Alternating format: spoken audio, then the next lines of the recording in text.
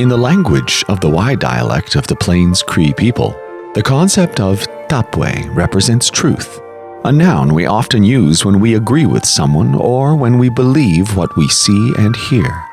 However, in Cree, it has deeper meanings.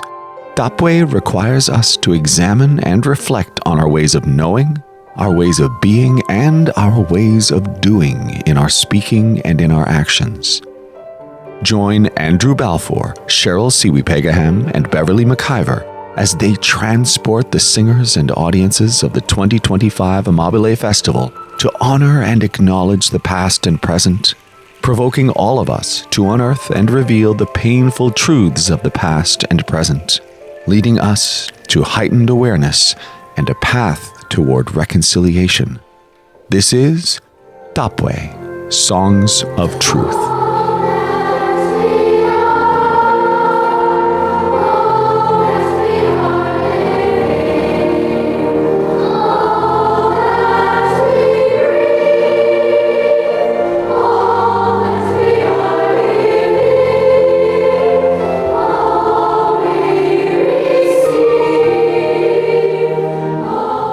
So every year for the last 40 years, Amabile Choirs has had an Amabile Festival where we bring all of our H choirs together, from children right through to adults, and we bring in a guest composer, also conductor.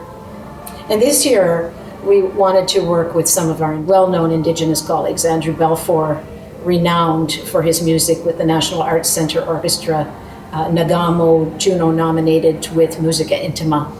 And also we invited as his Songkeeper, Sherryl Sewepagaham. Sherryl is JUNO Cree from northern Alberta as well, and a prolific composer, a former teacher, current PhD student who understands about learning. And we wanted them to bring their musics and curate a program that would help us understand the nature of Indigenous ways of knowing, ways of being, how they were caretakers of the land, and how we should be stewards of the land just as they have been. We also wanted to take this beyond just the music and the songs. While they're important, there is culture and history that goes around them. So as an artist and educator, I'm really interested in ways that we can decolonize our choral music practice. And I think a lot about indigenization of music education and how we might use our art to engage actively with the Truth and Reconciliation Commission's calls to action, particularly those calls that have to do with education or language reclamation. It was such an exciting thing to think about teaching the kids how to sing in Cree and figuring out how we could expand our ideas of how to sing in this choral setting to do justice to the language.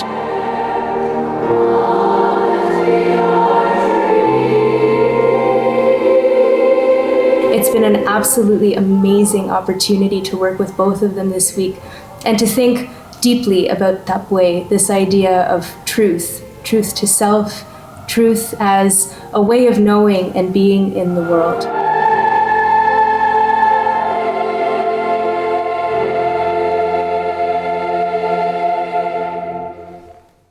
My name is Andrew Balfour. My spirit name is Brown Buffalo Man, and my blood ancestor comes from Fish River Cree First Nation in southwestern Manitoba, but I was born and raised in Winnipeg, Manitoba. I'm a composer, conductor. I'm helping curate this project called Tâpwê, which is the Cree word for truth. But I also feel that it's Ispichiwin journey. The Cree word for journey is Ispichiwin. And as I landed here in London, Ontario, I feel that I've come into a wonderful circle of singing, and Amabile choirs it's exciting, but it's also powerful and a very important statement that we're making. We're singing in First Nations languages. Many of us singing are not Indigenous in the choir, so we're bringing together what I feel was lost for us for many generations of my people. We're not able to sing in their language. We're not able to do their sacred ceremonies that took their medicines away, and the land, the language. So I think it's kind of a recalibration in some ways, this project, and I think there's many more voices that need to be heard. There's many stories that need to be sung and told. And I just feel honored to be able to to be able to witness personally inside of me, and it's healing for me. I have a lot of pain in my life, and I'm sure I have a lot of what they call generational trauma, multi-generational trauma, of course, which results in this residential schools and the taking away of our medicines and language. But I feel that singing, song, and Tâpwê, the idea of truth.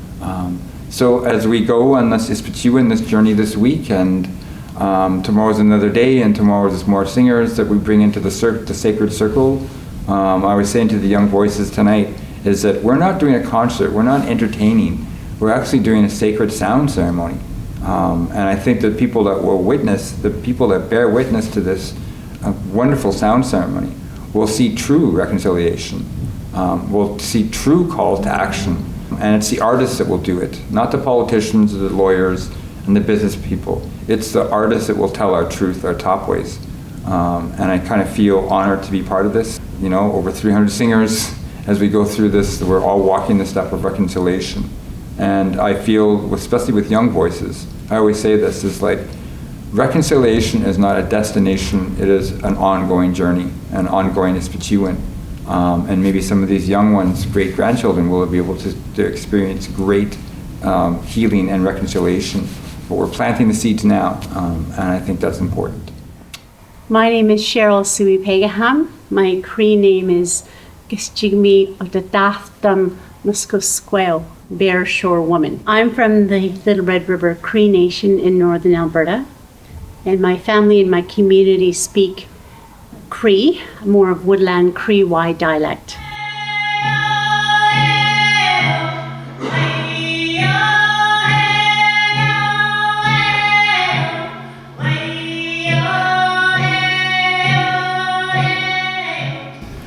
A Songkeeper, there's so many different names for Songkeepers. They even have Cree names. But their role is to be able to bring out songs that are appropriate to the event, pick the right language or vocable song. Maybe it's a rattle song, maybe it's a drum song. I also think about those many Songkeepers before me and how they were able to pick each song carefully and with thought and with purpose. You're honoring those Songkeepers before you.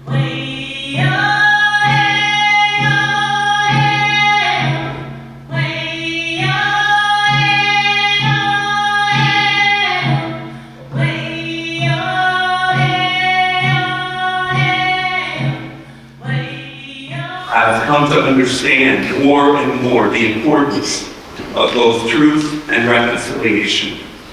The Santi Dakota musician and activist who is now with the ancestors, John Trudell, once said that when the people can no longer rely on civil institutions to share the truth, they must turn to culture and art. And so I give thanks tonight for these songs of truth, truth that refuses to be erased, but is spoken anew. And I pray that you hear that truth while we acknowledge the original people of this land on which we gather, which include, but are not limited to, the Anishinabek, the Haudenosaunee, the Limipiwa, and the Chonamson peoples, as well as the urban indigenous population. Elders and teachers abound if we have only the ears to hear, the hearts open to receive. My hope tonight is not only will we hear that truth, receive that truth, but be prepared to do that truth, to live that truth in our daily lives as we go forward. Amabile, Anishinabek, Indigeneity, meaning Mopisitim, Come in, all you two-legged creatures. Come in. There is good life here.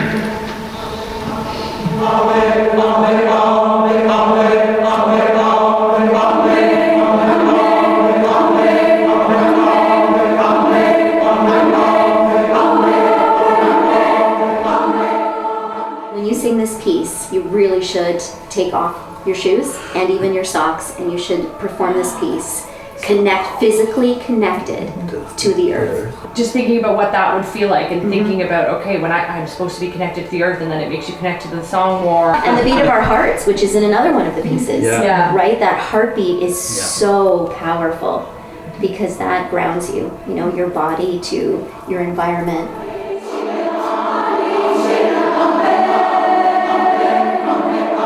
And a piece like Ambe, just like, welcome, come into the circle, we're all Anishinabeks. There are no fences, there are no colors, there's no nations, there's no flags here, we're all the same. And that's kind of a little bit the importance, because we're not just singing in tune and singing in beats and singing, the right tempo and the right language. We're actually kind of singing our soul, and we're singing kind of we're singing truths here. And I think that goes beyond what I originally expected. I knew the choirs were going to be great here and they were going to be prepared, but I wasn't expecting for the power in the room. And as a musician and a conductor and a composer, I've been around for a bit, but when you step into a room like that, it makes your job 100% easier and a lot more fun and meaningful. I mean, to me, it's just like I feel there's a lot of meaning in this process, as I see not only just the children and the older children and the adults now coming into the rooms and joining the younger voices, and all the supporters and the directors and every parent. That's it's a community building exercise.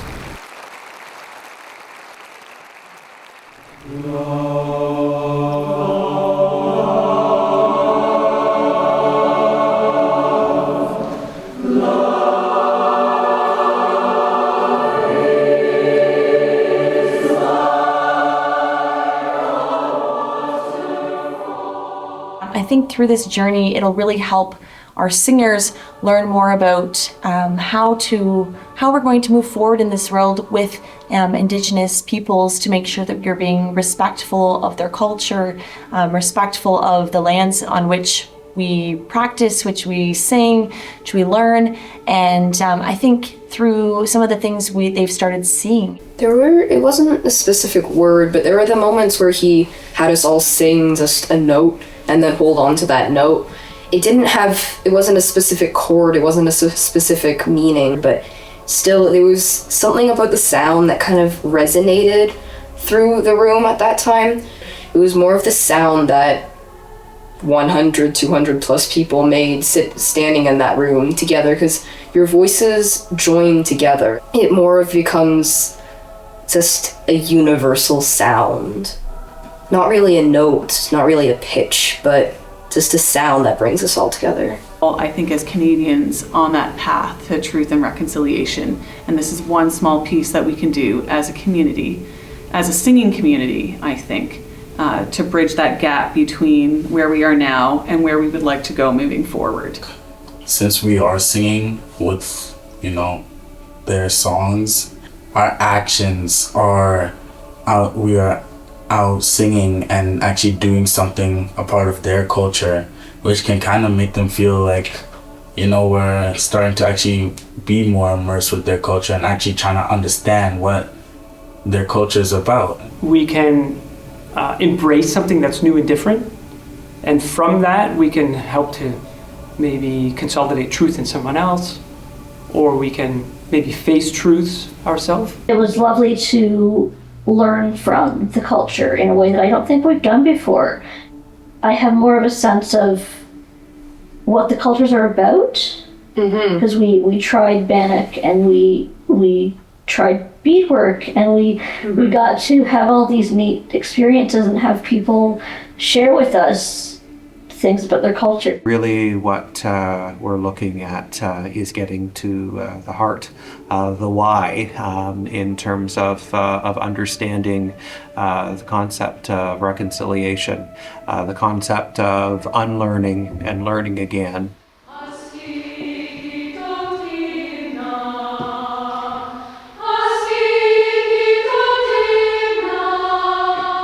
Aski Gitokdim now. It actually translates as the land is our relative. So how we are connected to the land. And in the piece itself, there's a very powerful word, wakohtowin, and that means that we are all related, and that's talking about the land and the waters and the air and the earth itself, everything that earth provides, the medicines, the food, the berries, that we are all connected. We are not more important than even the smallest ant.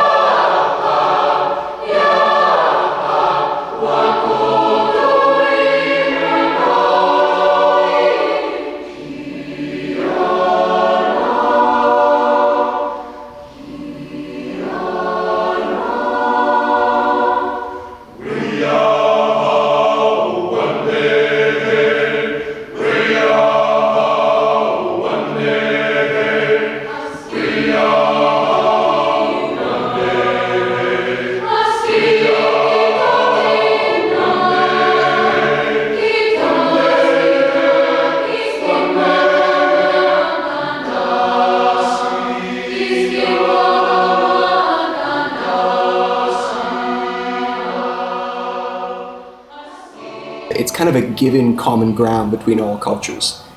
The music might sound different, it might use different instruments and different techniques, but at the end of the day, music is music. It activates the same neurons, it excites the same parts of ourselves, it fulfills the same need that humans have to share in art. I talked about kind of bridging that gap. Music, it makes the gap a little smaller. It really just speaks to the mastery that these composers have over these two genres to be able to bring them together as fluidly as they have. And it really speaks to the skill and open-mindedness of the choristers to really make it happen. I feel like in school there's like a lot of things that they don't fully tell you, but through this festival we're like able to understand their sort of beliefs more through our singing, and I feel like it just brings the message across in a better way. I don't often think of my classical music background as intersecting with my Indigenous background, and it is nice when those two worlds come together, and it makes me feel hopeful for the future of music and the way that it's going, and not just integrating Indigenous music into Western classical music, but combining the two to make something entirely new.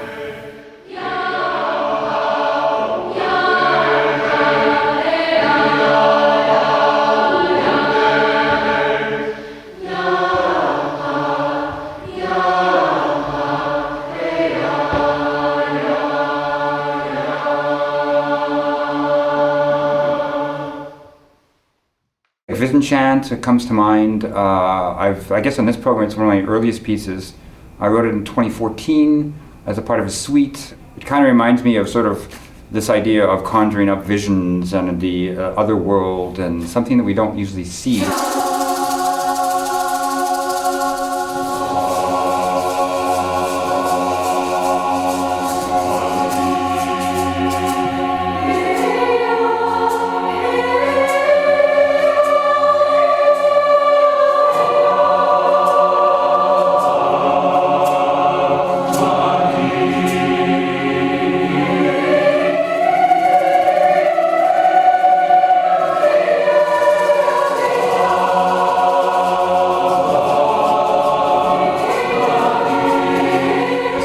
Sound-wise, I think that, especially the way the singers have reacted to it, they're really kind of not just even just singing like as choristers, but they're being Anishinabeks, two-legged creatures, and singing these incredible sort of ideas of vision and what have you.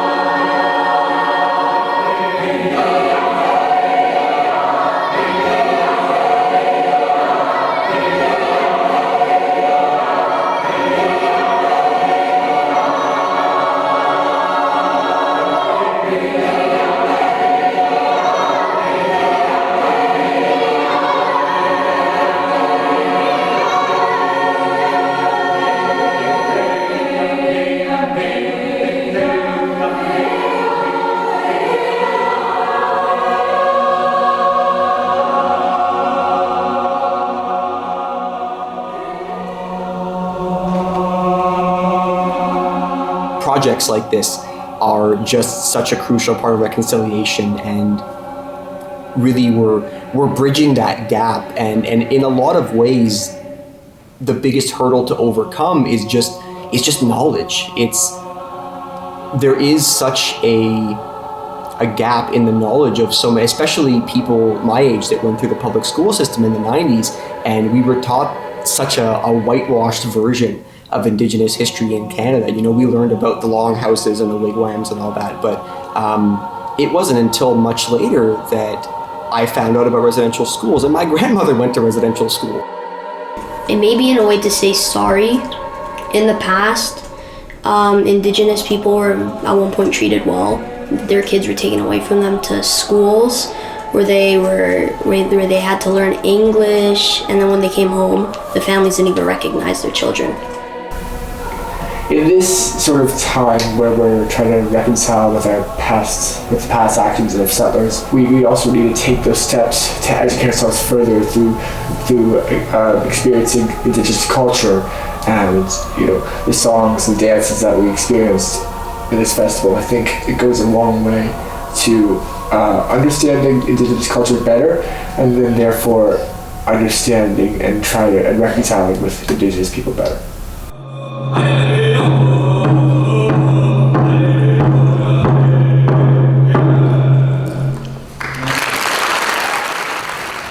These are, as Andrew taught us this week, these are seeds of reconciliation. And although there might not be an immediate, noticeable reaction, it is something that grows inside of each of us individually. And I think as choristers, certainly as our young people, they are going to be the best hope for the future in the long run. They will never forget this week and meeting these wonderful people and being challenged by our history and what we can do to be better. Reconciliation is not a destination, it is an ongoing journey. And it is quite probably 7 generations until we see the real change. And as my friend Julie Taylor, a wonderful singer-songwriter, wrote a wonderful song, is basically talking about the resiliency of Indigenous people. They tried to bury us, but they didn't know we were seeds.